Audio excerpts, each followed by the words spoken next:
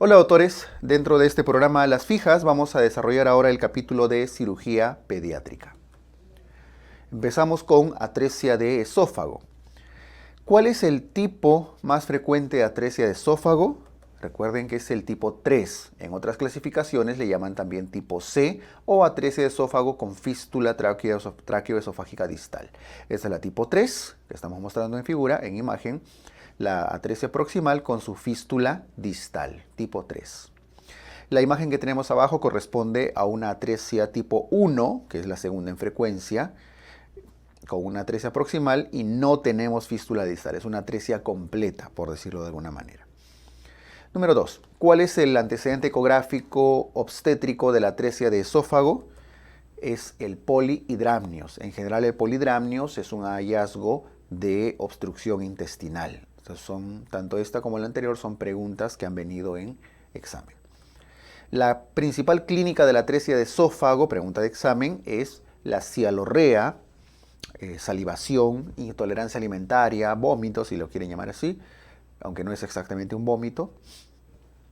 Distrés respiratorio. Recién nacido, con salivación excesiva, con distrés respiratorio, que vomita desde la primera lactancia, probable atresia de esófago.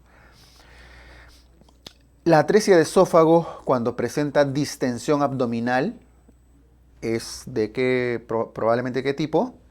Tipo 3. Esto porque tiene una fístula en la parte distal. En cambio, número 5, la atresia de esófago que tiene un abdomen plano es probablemente una atresia tipo 1, corresponde a esta de acá. ¿Por qué? Porque no hay pasaje de aire, porque no hay fístula. ¿Cuáles son las asociaciones Bacterl más frecuentes? ¿Cuál es el componente de la asociación Bacterl más frecuente en la atresia de esófago? El componente cardiovascular, malformaciones cardíacas. Pregunta de examen. Ante distrés respiratorio persistente en neonatos, no necesariamente asociado a vómitos, se debe sospechar de qué? Siempre todo distrés respiratorio crónico persistente debe sospecharse una fístula tráqueo-esofágica. El estudio de elección para diagnosticar fístulas tráqueo-esofágicas es la broncoscopía. No olviden que en caso de atresia de esófago es el esófagograma el estudio que nos permite diagnosticar las radiografías con contraste, pero la fístula idealmente se diagnostica con una broncoscopía. El tratamiento de la atresia de esófago tipo 3, que es la más frecuente, es una ligadura de fístula con anastomosis esofágica. Hay que ligar la fístula y unir los cabos esofágicos. En cambio, el tratamiento en el caso de la atresia tipo 1, dado que es más difícil unir los extremos, es la gastrostomía. Usualmente la atresia tipo 1 está asociado al concepto de long gap o brecha larga, porque al no haber fístula es más difícil afrontar los cabos esofágicos. Por eso se realiza en tipo 1 gastrostomía inicialmente hasta que el bebé tenga una edad suficiente, un tamaño suficiente y condiciones anatómicas para realizar la anastomosis. Vamos al tema de atresia intestinal. ¿Cuál es el tipo más frecuente de atresia yeyuno-ileal, es decir, las atresias del intestino delgado, de la parte distal? Es la tipo 3A, llamada también atresia intestinal con defecto mesentérico o defecto en V. ¿Cuál es la clínica de la atresia duodenal? La atresia duodenal se caracteriza por ser una obstrucción intestinal alta. ¿Y cuáles son las características de las obstrucciones intestinales altas? Vómitos precoces y distensión epigástrica. ¿Cuál es el signo radiológico de la atresia duodenal? Es el signo de la doble burbuja. Esta es la radiografía correspondiente al signo de la doble burbuja, la burbuja proximal, la burbuja distal correspondiente al esófago y al estómago, y al duodeno atrésico. ¿Cuál es la asociación sindrómica frecuente de la atresia duodenal? La atresia duodenal se asocia con bastante frecuencia al síndrome de Down, trisomía 21. ¿Y cuál es el signo radiológico de la atresia yeyuno-ileal? La yeyuno-ileal se caracteriza por presentar sobre todo niveles hidroaéreos. Esa es la diferencia. Una atresia de duodeno es doble burbuja, obstrucción alta, Y una atresia yeyuno-ileal, niveles hidroaéreos, una obstrucción baja. Es una obstrucción baja, una distensión abdominal clínicamente más marcada. Dentro del tema malformación anorrectal, ¿cuál es la malformación anorrectal más frecuente en las mujeres? En las mujeres es más frecuente la malformación anorrectal con fístula vestibular, es decir, esta de acá, en el cual no hay ano, es decir, hay un anito imperforado con el perine plano, el sacro plano y el recto fistuliza con el vestíbulo de la vagina. Esa es la más frecuente de las mujeres. ¿Y cuál es la malformación anorrectal más frecuente en los varones? También pregunta de examen, igual que el anterior. En los varones, la malformación anorrectal con fístula a la uretra. Fístula uretral. Es este de acá. Tampoco hay anito, igual el perine plano, el sacro aplanado y la fístula va hacia la uretra, específicamente a la uretra vulvar, no a la uretra prostática. ¿Cuáles son las asociaciones Bacter más frecuentes de las malformaciones anorrectales? También forma parte de... Perdón, la malformación anorrectal cursa con la anterior, ¿no? ¿Cursa con qué? Ano imperforado, un periné corto, aplanado y un poco desarrollado y también un sacro plano, también poco desarrollado. Además de formar parte de la asociación Bacterl, que es la que viene acá. ¿Cuáles son las asociaciones Bacterl más frecuentes? Son principalmente dos, las malformaciones urológicas o renales y las malformaciones vertebrales, que incluyen mielomeningocele, médula anclada, etc., entre otros. ¿Cuál es el manejo inicial en la malformación anorrectal? Cuando se diagnostica malformación anorrectal, la colostomía a doble boca es el manejo más inmediato. También pueden llamarle una colostomía proximal con fístula o fístula mucosa distal. Es una forma más apropiada de mencionar. No es exactamente una doble boca. No está mal si lo mencionan así. Es mejor decir colostomía proximal, sigmoidea podría ser, o del descendente, con fístula mucosa distal. La razón de la fístula distal es poder acceder para lavado y para estudios contrastados al colon restante, al colon distal. ¿Cuál es el manejo definitivo de la malformación anorrectal? El manejo definitivo es la anorrectoplastía sagital posterior o técnica de Peña. Esta se realiza más o menos un año después aproximadamente de la colostomía realizada al nacer. Vamos con el tema de enfermedad de Hirschsprung. La enfermedad de Hirschsprung es llamada también megacolon congénito o aganglionosis colónica. ¿Cuál es la etiopatogenia de esta enfermedad? Ausencia del plexo nervioso de Auerbach principalmente. También hay falta de desarrollo de las células ganglionares, del plexo de Meissner, pero es principalmente el plexo de Auerbach el que está poco desarrollado. El plexo mientérico, porque el otro es el de Meissner, ¿no? Plexo mientérico de Auerbach. Pregunta de examen, ¿cuándo debemos sospechar de enfermedad de Hirschsprung? Cuando hay ausencia de eliminación de meconio o no elimina meconio por más de 48 a 72 horas de que nace. Entonces, retraso en la eliminación de meconio, podemos sospechar de enfermedad de Hirschsprung o megacolon congénito o aganglionosis cólica. ¿Cuáles son los principales hallazgos radiográficos de la enfermedad de Hirschsprung? Una zona de transición en la radiografía contrastada. Se ve en una radiografía contrastada por el recto el colon estrecho, ¿no?, con una zona de transición donde aumenta el diámetro. ¿Y cuál es el diagnóstico definitivo en la enfermedad de Hirschsprung? No es el radiológico necesariamente, es la biopsia rectal, donde van a demostrar la alteración, la ausencia de células ganglionares, la ausencia del plexo mientérico de Auerbach. El tratamiento quirúrgico de la enfermedad de Hirschsprung, ¿en qué consiste? Consiste en descender el recto sano por vía anal. Eso se le llama también descenso endoanal, ¿cierto? Por vía anal. Dentro de los defectos biliares, ¿qué clasificación se usa en el quiste de colédoco? En el quiste de colédoco se usa la clasificación de Todani, que tiene dentro de su forma más frecuente es este de acá, ¿no?, que justamente va con el siguiente enunciado. ¿Cuál es el tipo más frecuente de quiste de colédoco? Es este de acá, el tipo 1, llamado también tipo fusiforme, dentro de la clasificación de Todani. ¿Cuál es el tipo más frecuente de atresia de vía biliar? El tipo 3, que incluye la atresia intra y extrahepática. Una cosa es el quiste de colédoco, tipo 1 de Todani, y otra cosa es la atresia de vías biliares, que suele incluir atresias casi completas de toda la vía biliar.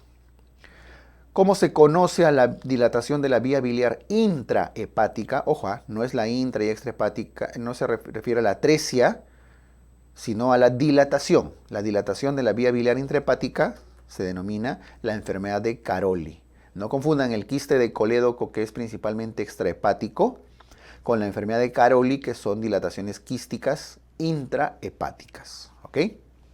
Ahora, pregunta de examen. La triada del quiste de colédoco, o en todo caso, ¿cuándo sospechamos de quiste de colédoco? Cuando hay ictericia, masa palpable y dolor en el cuadrante inferior derecho. De hecho, la principal o una de las principales formas de manifestación del quiste de colédoco es la ictericia en los recién nacidos, y cuando hay ictericia es una de las patologías que debe descartarse, ¿no? Tanto el quiste de colédoco como la atresia de vías biliares. ¿Cuál es el estudio de imágenes de elección en el quiste de colédoco? Está acá la colangioresonancia. Aquí no van a hacer una CEPRE, ¿no? En niños tan pequeños. Aquí se prefiere hacer colangioresonancia. Ahora, el tratamiento quirúrgico del quiste de colédoco consiste en la cirugía del quiste de colédoco, en una resección del quiste con una derivación biliodigestiva. Es decir, se reseca el quiste y se termina uniendo lo que queda de vía biliar proximal hacia el yeyuno. A eso se refiere la derivación biliodigestiva. ¿Cuál es el manejo quirúrgico precoz de la atresia de vía biliar? Vamos, atresia de vías biliares. En el recién nacido se hace la cirugía de Kasai, llamada también portoenterostomía. Portoenterostomía de Kasai. Espacios portales con el yeyu, que van conectados hacia el yeyuno. O portoyeyunostomía podrían llamarle. ¿Cuál es el tiempo máximo para la cirugía de Kasai? Es decir, idealmente debe realizarse antes de los 45, quizás 60 días, no después. Si se hace después, el pronóstico es malo. Y bueno, de hecho que el manejo definitivo de la atresia de vía biliar incluye, ¿qué cosa? El trasplante hepático. Entonces, la cirugía de Kasai es el tratamiento inicial, el procedimiento quirúrgico inicial, pero el definitivo es el trasplante hepático. Vamos con el tema de defectos de pared. ¿Cuál es la ubicación del defecto en la gastrosquisis? En la gastrosquisis, el defecto es el orificio por donde salen los intestinos, la evisceración, es un defecto paraumbilical derecho, es decir, del lado derecho del ombligo, y usualmente son intestinos que salen descubiertos, ¿no? En la gastrosquisis. Ahora, justamente, los intestinos en la gastrosquisis están descubiertos, desprotegidos, y por eso hacen una irritación, un peeling en la serosa, por la irritación que le genera el líquido amniótico. ¿Cuál es la ubicación del defecto en el ónfalocele? El defecto en el ónfalocele es ya también por el ombligo, ¿sí? A diferencia de la gastrosquisis, donde era para umbilical derecho.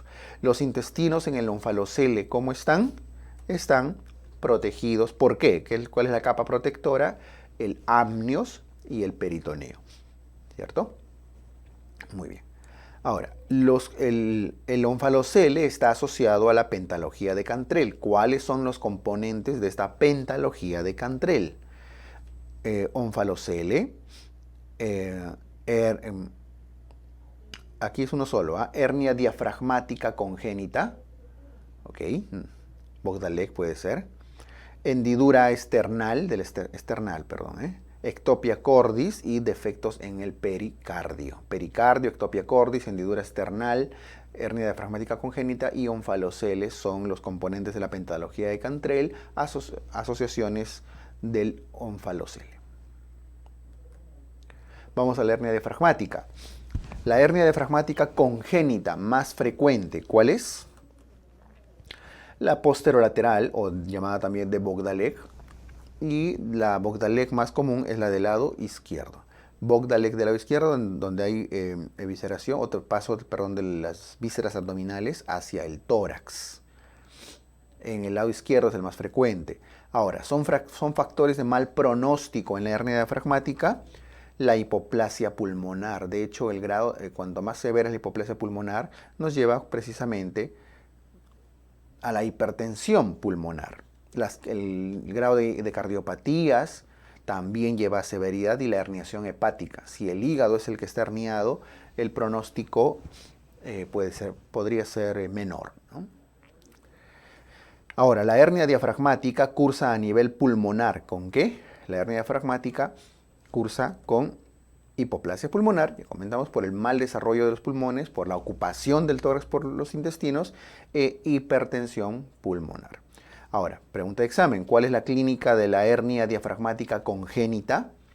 La hernia diafragmática congénita se presenta con distrés respiratorio, en el recién nacido principalmente, ruidos hidroaéreos, la auscultación del tórax, y abdomen excavado. Abdomen escafoide también le dicen. Abdomen escafoide, distrés respiratorio, auscultación de ruidos hidroaéreos. Eso es una hernia diafragmática congénita. Vamos con el tema de enterocolitis necrotizante, o llamado también NEC. ¿Cuáles son los factores de riesgo de la enterocolitis necrotizante? En principio, la prematuridad. En general, todo aquello que genera un estado hemodinámico, un mal estado hemodinámico que lleva a una mala perfusión.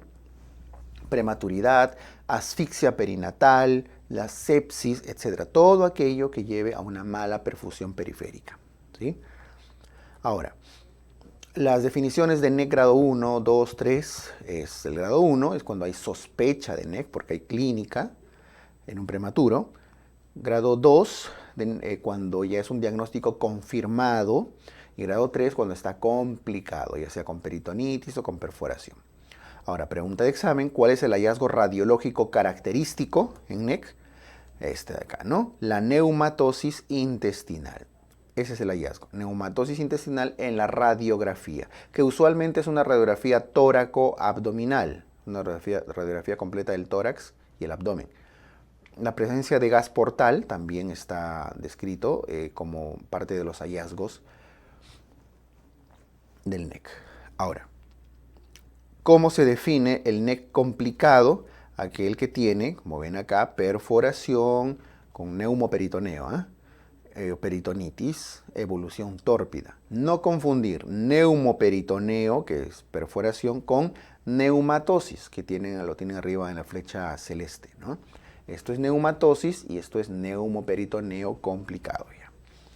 Ahora, pregunta examen, ¿cuáles son indicaciones de tratamiento quirúrgico? ¿Cuándo se opera el NEC? Cuando está en grado 3 generalmente, ya es decir, cuando está complicado.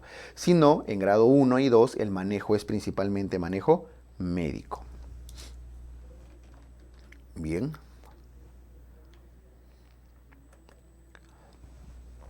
Malrotación intestinal es una pregunta poco común, poco frecuente.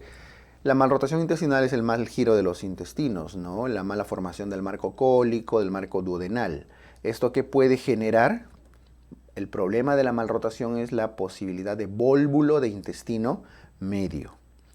Y esos vólvulos de intestino medio están asociados a bridas congénitas que corresponden a la enfermedad de LAT. Es decir, la malrotación, como ven acá, la mala formación del marco duodenal, del marco cólico, hace que terminen formándose bridas congénitas entre el duodeno y el ciego. Por lo tanto, hay un eje de torsión para casi todo el intestino delgado, como ven ahí. Alrededor de las bandas de las bridas congénitas puede generarse todo un vólvulo del intestino medio. ¿Okay? Esas son las bridas congénitas de LAT. Y cuando esas bridas nos llevan al vólvulo, ahí es donde se conoce como enfermedad de LAT. La estenosis hipertrófica de píloro es uno de los temas más preguntados de cirugía pediátrica. En la estenosis hipertrófica del píloro hay un engrosamiento de la capa. ¿Qué capa se termina hipertrofiando? La capa circular interna. Circular interna. ¿En quiénes es frecuente la estenosis hipertrófica del píloro? Sobre todo en varones primogénitos. Pregunta de examen. Ahora, ¿a partir de qué edad es frecuente la estenosis hipertrófica de píloro? A partir de los 15 días de vida, también lo pueden proponer a partir del tercer mes de vida. Es decir, en la mayoría de preguntas de examen, la estenosis hipertrófica de píloro se presenta en niños entre 15 días y un mes de vida. ¿Y cuál es la clínica característica de la estenosis hipertrófica de píloro? Esto, ¿no? El vómito de contenido no bilioso, el vómito de contenido lácteo. Si les ponen vómito bilioso, ya no es píloro con alta probabilidad. Esa es una de las preguntas más frecuentes. Además del vómito no bilioso, el píloro, o la estenosis hipertrófica de píloro, puede manifestarse con ictericia, con distensión epigástrica, porque es una obstrucción alta, ¿verdad? Lactancia con avidez, el bebé lacta con bastante hambre. Y una pobre ganancia ponderal, no hay una adecuada ganancia de peso. Pregunta de examen también, ¿cuál es la principal alteración metabólica en la estenosis hipertrófica del píloro? La alcalosis metabólica, por el vómito de contenido ácido, ¿no? Alcalosis metabólica con hipocloremia e hipocalemia, pérdida de cloro y pérdida de potasio. ¿Cuál es el estudio de elección en la estenosis hipertrófica de píloro? ¿Cuál es el estudio que debemos realizar? Idealmente una ecografía, porque es menos invasivo. Sin embargo, también puede ser útil una radiografía simple. ¿Qué hallazgo va a encontrar la radiografía simple? Simplemente la dilatación de la cámara gástrica. Ahora, si la radiografía y la ecografía nos muestran duda, ante la duda diagnóstica, ¿qué debemos realizar? Ante la duda diagnóstica, una radiografía contrastada. Ahora, ¿cuáles son los signos radiológicos de la estenosis hipertrófica de píloro? Sobre todo cuando se usa contraste. El signo del ferrocarril, el signo de la sombrilla, el signo del hombro. En general, son signos radiológicos que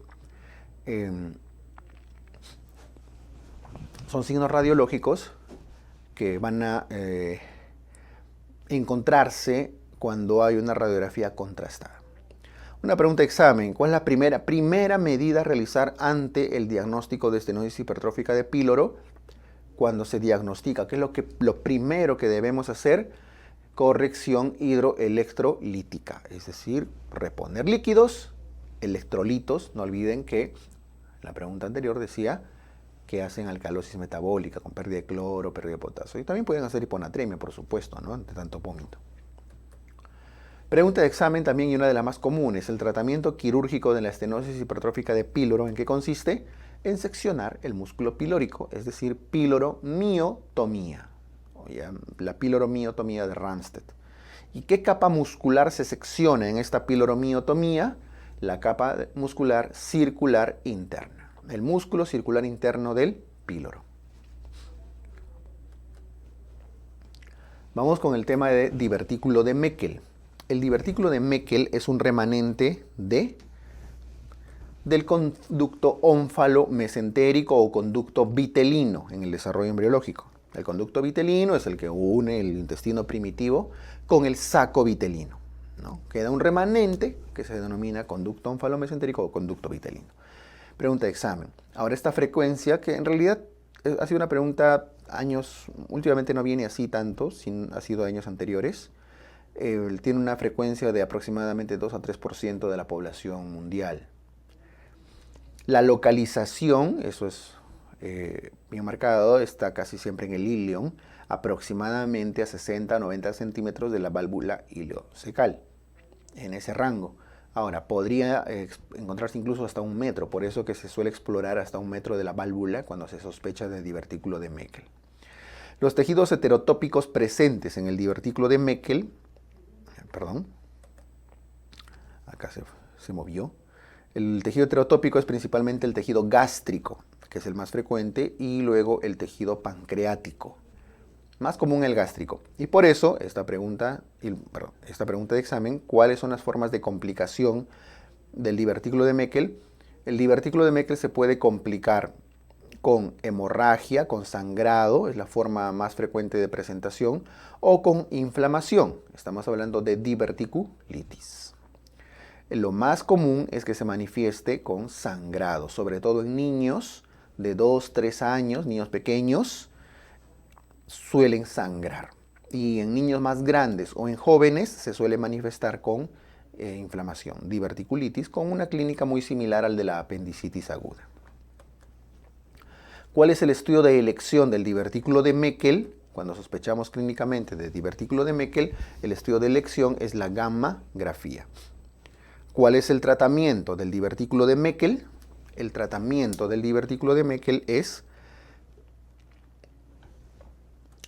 la resección intestinal. Antiguamente se hacía una resección en cuña. Todavía se puede hacer, sobre todo en adultos, pero en niños, cuando se diagnostica, de preferencia debe resecarse, más o menos dejando bordes de mínimo 2 centímetros a cada lado del divertículo.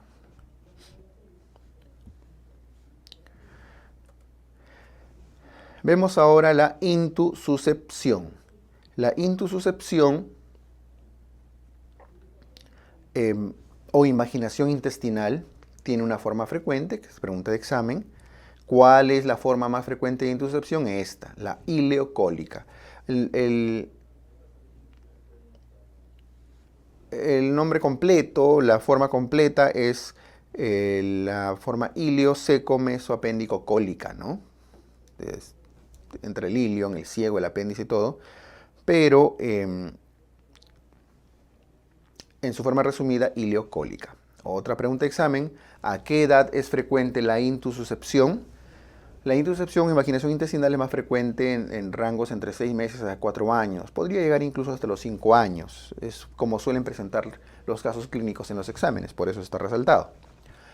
¿Cuáles son factores asociados a la intususcepción? Factores que se asocian son las infecciones virales previas, sobre todo las infecciones por rotavirus, ¿no? Por eso, antecedentes comunes son las diarreas asociadas a rotavirus o incluso las vacunas, se creyó alguna vez, no demostrado, pero para que tengan clara la relación.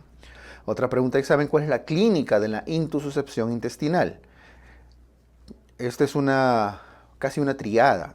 La intususcepción se manifiesta con obstrucción intestinal, clínica de obstrucción intestinal, vómitos, distensión y todo. Las heces mucosanguinolentas en jalea de Grosella, que es la que estamos viendo en imagen, que es característico de los sangrados propios de las isquemias intestinales, y la palpación de masa. Específicamente en el lado derecho se puede palpar la masa, justamente por la introducción del ilion dentro del colon, ¿no? Masa. En el estudio radiológico de la intususcepción se evidencian los signos del pseudorriñón, signo de la salchicha, esto sobre todo en la ecografía, ¿no? El pseudorriñón. A pesar de esto, el estudio de elección debe ser la tomografía. Ahora, ¿cuándo se opta por tratamiento no quirúrgico en intususcepción? Cuando no hay presencia de necrosis, es decir, cuando no hay signos de necrosis, no hay signos de complicación intestinal, entonces se puede optar por tratamientos conservadores, es decir, reducciones neumáticas o reducciones hidrostáticas. La neumática es la forma más recomendada en casos no complicados. ¿Y cuándo se opta por tratamiento quirúrgico en la intususcepción? Ya cirugía, ya sea abierta o laparoscópica, cuando el caso es mayor a 24 horas o hay presencia de necrosis. Defectos de tórax. El esternón con severa concavidad, es decir, cóncavo, con un hueco ahí, corresponde al pectus excavatum. Este pectus excavatum está asociado ¿a qué? Sobre todo a cardiopatías, por el esternón que está comprimiendo el corazón, ¿no? ¿En qué consiste la cirugía del pectus excavatum? Colocación de una barra. Se coloca detrás del esternón una barra, por detrás del esternón. Esta barra se gira y hace que el esternón se empuje hacia adelante, ¿no? Es la forma hoy en día recomendada, menos agresiva de tratar un pectus excavatum.